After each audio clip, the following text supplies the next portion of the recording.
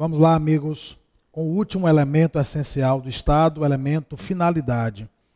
Veja bem, o elemento finalidade ele foi apresentado mais recentemente. Antigamente, a doutrina lá da ciência política, da teoria geral do Estado, se contentava com os três primeiros elementos, com o povo, com o território, com a soberania. O elemento finalidade foi acrescentado mais recentemente, ele significa a busca do bem comum por parte do governo. Todo Estado tem um governo. E o governo existe para quê? Para governar. Mas governar em uma direção, não em qualquer direção, em uma direção. Na direção de proporcionar o bem da coletividade. O bem da coletividade. É aí que está o elemento finalidade, na existência de um governo que tem como propósito principal a busca do bem comum. Observe que eu não estou aqui me referindo às pessoas que exercem o governo. Eu estou me referindo ao governo enquanto instituição. O governo enquanto instituição existe para isso. Existe para a busca do bem comum. E é aí que está o elemento finalidade. Então, o Brasil pode ser caracterizado como um Estado. Por quê? Porque nós temos um povo, nós temos um território, nós temos a soberania e nós temos o elemento finalidade, a existência de um governo, com o propósito, enquanto instituição, de buscar o bem da coletividade. Evidentemente, às vezes, as pessoas que exercem o governo deturpam essa finalidade, mas aí já é uma outra conversa que fica a critério da convicção política de cada um. Né? Muito bem, se você encontra uma questão de prova, dizendo que são elementos essenciais do Estado, o povo, o território e a soberania, sem se referir à finalidade, você marcaria certo ou errado? Sem dúvida certo. Porque, veja que eu disse, são elementos essenciais do Estado, povo, território e soberania. Não disse apenas, não disse somente, não excluiu a existência de um outro elemento. Então estaria certo em princípio. Agora, é claro que como a sua prova de auditor fiscal será uma prova de múltipla escolha, então você vai escolher comparativamente, né? Pode ser que você encontre uma outra alternativa, incluindo o elemento finalidade. É plenamente possível isso, né? Então, muito cuidado com a hora de comparar. Tem que ler todas as alternativas e, evidentemente, agir com bom senso também no assunto, né? Muito bem, meus amigos. Esse Estado que se apresenta sempre com o povo, com o território, com a soberania, com a finalidade, ele pode assumir diferentes formas. São as chamadas formas de Estado. Vamos sistematizar isso aqui. O próximo item do assunto, noções de Estado, são as formas de Estado. Formas de Estado. E aí surgem duas possibilidades. O Estado pode ser simples, também chamado de unitário, ou composto, também chamado de complexo.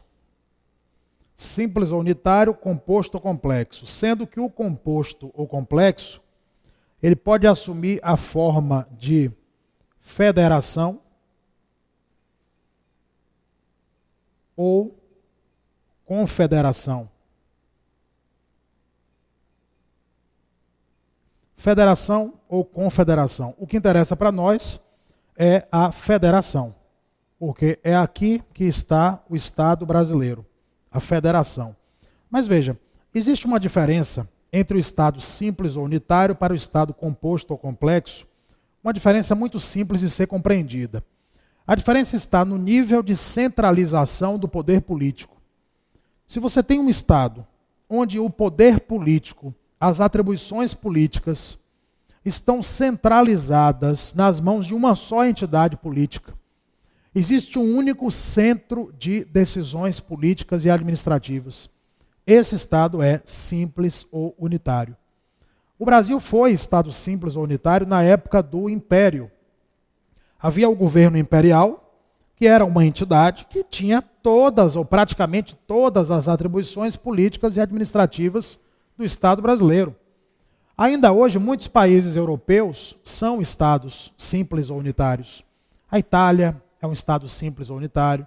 A França, a Alemanha, a maioria dos países europeus são países com um território bem pequeno. Então, uma única entidade política é capaz de cuidar de todas as tarefas políticas e administrativas. O Brasil hoje não é mais assim. O Brasil hoje é um estado composto ou complexo sob a forma de uma federação, como eu já adiantei. E qual é a característica do estado composto ou complexo? Característica é que nele não existe uma entidade política só. Existem várias entidades políticas internas, cada uma delas cuidando de uma parte das tarefas políticas e administrativas. Então, aí é que surgem as duas possibilidades que eu mencionei. Olha aqui comigo. Federação ou confederação. O Brasil é uma federação. E qual é a grande marca da federação? Veja bem, como eu já adiantei, no estado composto ou complexo existem várias entidades internas políticas. E quais são essas várias entidades internas políticas na federação? Bom, existe uma entidade que cuida dos assuntos nacionais, que é chamada de União. Mas existem também outras entidades, que são entidades regionais, cuidam dos assuntos regionais. São os estados membros da federação. Olha aí, é a primeira vez que eu estou usando a palavra Estado, no sentido de Estado membro da federação e não Estado Brasil. Agora sim eu estou me referindo aos 26 estados brasileiros. São os estados membros da federação, são entidades políticas que têm uma série de atribuições regionais. Mas na federação existem também inúmeras outras entidades, além da União e dos estados, com atribuições locais específicas. São os municípios. O Brasil tem 5.500 e poucos municípios, cada um deles cuidando dos seus próprios assuntos políticos e administrativos locais. E temos ainda na Federação Brasileira uma última entidade, além da União, estados e municípios, que tem algumas características de estado e algumas características de município. Ele está no meio do caminho. É o Distrito Federal. De maneira, meus amigos, que a Federação Brasileira é composta por essas 4 entidades políticas: União, estados, municípios e Distrito Federal. Sendo que existe uma divisão interna de atribuições, uma repartição interna de competências, uma descentralização político-administrativa. Cada uma das entidades tem uma parte das responsabilidades políticas e administrativas do Estado.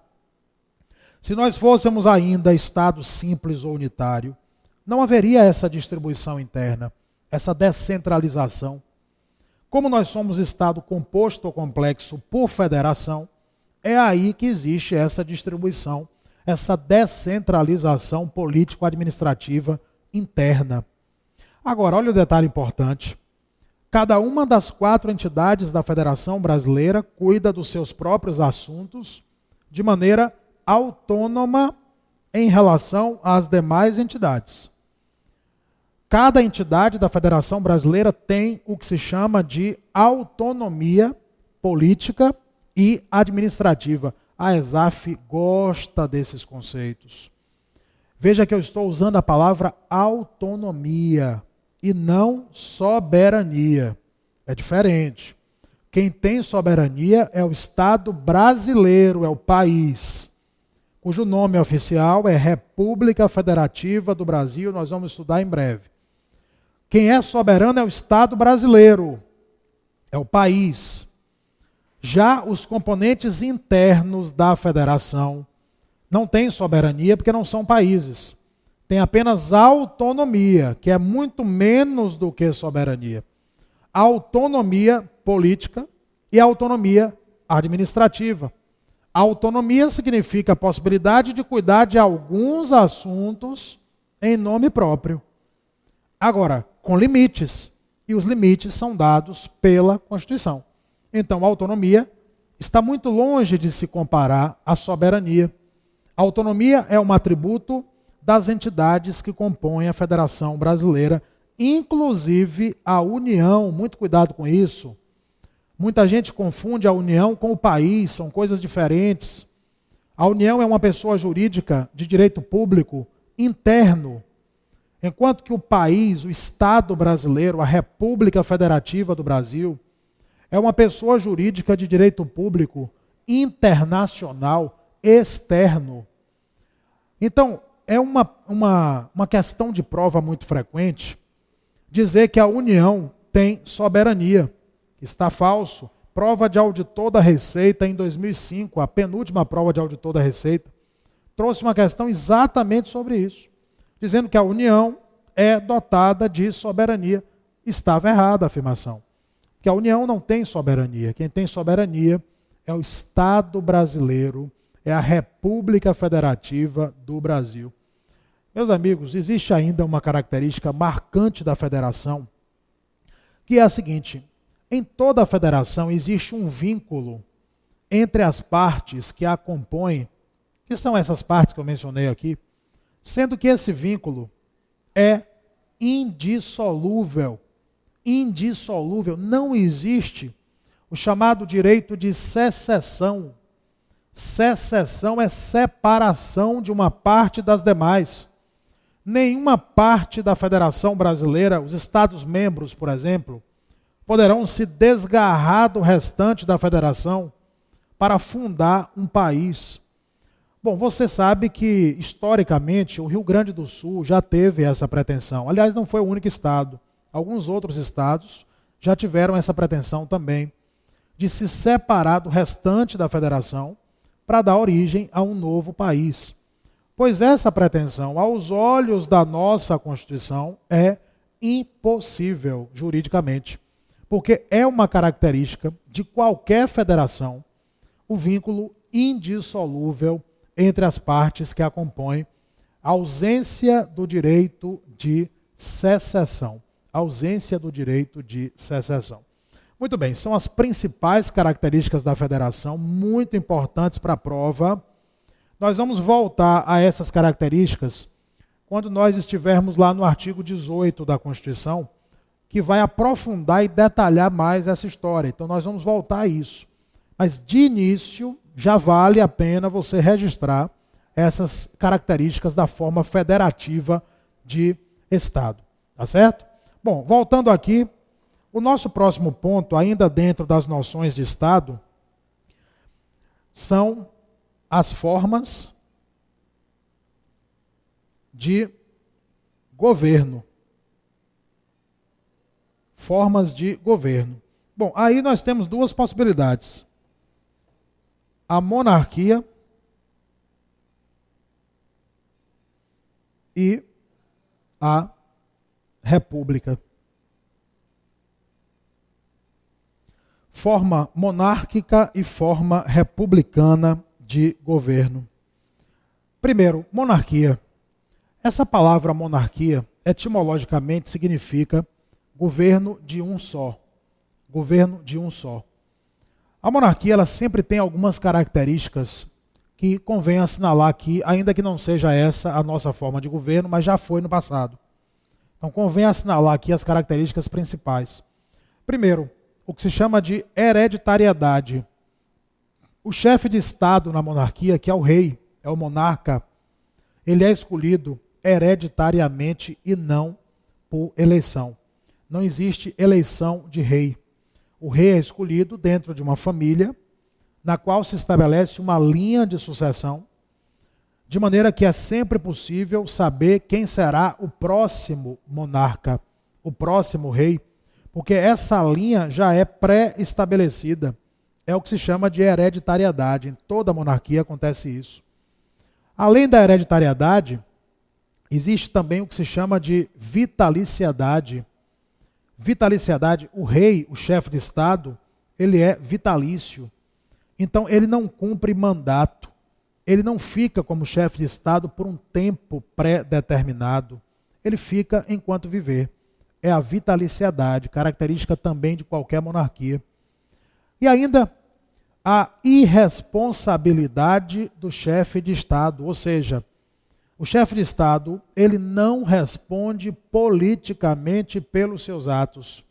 Ele não responde politicamente pelos seus atos. Nesse sentido, se diz que ele é irresponsável politicamente pelos seus atos. Veja bem, responder politicamente significa ser destituído. E não existe destituição de rei. O rei, faça o que fizer, será rei enquanto viver. Ele pode até ser responsabilizado de outras maneiras, mas não politicamente. A não responsabilização é política. Teoricamente, o rei pode ser responsabilizado de outras maneiras, mas não politicamente. Nesse sentido, se diz que ele é irresponsável politicamente pelos seus atos. Muito bem, ao longo da história, existiram dois tipos, duas modalidades de monarquia. A chamada monarquia absoluta ou absolutista, típica lá da Idade Média até a Revolução Francesa, que pôs fim a esse tipo de monarquia. E as atuais monarquias, as monarquias que se seguiram à Revolução Francesa, que foram e são as monarquias relativas, também chamadas de monarquias constitucionais. Muito bem, as monarquias absolutas ou absolutistas de lá de trás, na Idade Média, eram aquelas monarquias onde os poderes do soberano eram absolutos, ilimitados, mesmo porque havia uma influência grande da igreja no Estado. A igreja e o Estado praticamente se fundiam, de maneira que o rei, que era o chefe de Estado, ele era considerado a encarnação de Deus na terra. Se Deus não erra, o rei não errava. E é daí que vem aquela frase célebre de Luís XIV, o Estado sou eu. O Estado sou eu. Veja qual é o raciocínio, qual é a consequência dessa frase. O Estado sou eu. Eu sou Deus na terra. Então, eu não erro, o Estado não erra, eu faço o que eu quiser, o Estado faz o que quiser e o cidadão calado já está errado. Eram as monarquias absolutas da Idade Média. Mas nós sabemos onde é que isso foi parar. As monarquias absolutas ficaram na guilhotina da Revolução Francesa, que foi um grande marco para a civilização ocidental e que pôs fim a esse tipo de monarquia, inaugurando uma nova era das monarquias, que foram e são as monarquias relativas, também chamadas de constitucionais. E aí, como diz o próprio nome, as monarquias constitucionais são aquelas onde existe uma Constituição com o papel de limitar os poderes do soberano. Então, o soberano deixa de ter poderes absolutos, poderes ilimitados. Ele passa a estar limitado nos termos da Constituição. A Constituição cumpre o papel de limitar os poderes do soberano, que deixa de ser considerado Deus na terra. Passa a haver uma separação entre a igreja, o Estado, a figura do soberano, a figura do rei. Ele é o chefe de Estado com poderes limitados pela Constituição. Foi esse o tipo de monarquia que tivemos no Brasil. Lá no século XIX, após a independência do Brasil em relação a Portugal, tivemos a monarquia constitucional. Foi, inclusive, a época da primeira Constituição brasileira, de 1824, que veio, naquela época, embora tenha sido uma Constituição imposta, outorgada, mas trazia, sim, limites à figura do soberano, à figura do rei, que na época era chamado de imperador. As atuais monarquias todas são assim. A Inglaterra, a Espanha, o Japão, a Suécia, são monarquias constitucionais, monarquias relativas. Mas hoje o Brasil, aliás, há muito tempo, o Brasil abandonou a forma monárquica. No final do século XIX, em 1889, no dia 15 de novembro de 1889, foi proclamada a República. O Brasil, então, abandonou a forma de governo monarquia, passando a adotar o que nós temos até hoje, que é a forma republicana de governo. E as características da república são exatamente contrárias às da monarquia. Se a palavra monarquia significa governo de um só, a palavra república, etimologicamente, significa coisa pública. Coisa pública. Veja que a simples etimologia das palavras já indica características diferentes. Se na monarquia o chefe de Estado é escolhido hereditariamente, na república ele é escolhido por eleição. É o que se chama de eletividade do chefe de Estado. Na monarquia, o chefe de Estado é o rei. Na república, é o presidente da república, que é eleito. Eleito pelo povo. Embora a forma dessa eleição possa variar. Você pode ter eleição direta, como está previsto hoje na Constituição brasileira. Mas você pode ter também eleição indireta, como tivemos em 1985, lá com Tancredo Neves. Eleição indireta, quem elegeu foi o povo, mas não diretamente. Foi o povo através dos seus representantes, que na época integraram lá o chamado Colégio Eleitoral, que fez a eleição do presidente Tancredo Neves. Muito bem, o que marca a República é a eletividade, embora a forma dessa eleição possa variar. Além disso, uma outra característica da República contrária à monarquia. Se na monarquia existe a vitaliciedade, na República existe a temporariedade mandatária, ou seja, o presidente fica como chefe de Estado não por toda a vida. Ele cumpre um mandato, portanto, por um tempo previamente especificado, onde? Na Constituição. Então, o mandato atual do chefe de Estado brasileiro é de 4 anos. Sabemos que existe a possibilidade de reeleição uma vez pelo período imediatamente subsequente. Então, temporariedade mandatária, contrário de vitaliciedade. Nós vimos também que na monarquia o chefe de Estado não responde politicamente, não pode ser destituído jamais, pois na República pode. O presidente da República responde politicamente pelos seus atos, podendo até ser destituído do seu cargo de presidente, a depender do que ele venha a fazer.